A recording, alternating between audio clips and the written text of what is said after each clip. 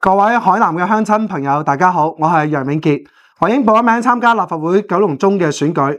首先，衷心感謝我哋海南嘅鄉親過去一直以嚟對我工作嘅支持。今次競爭咧十分之激烈，我係好需要大家嘅支持㗎。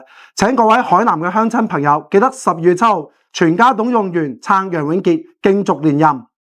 各位朋友，大家好，我係李文俊。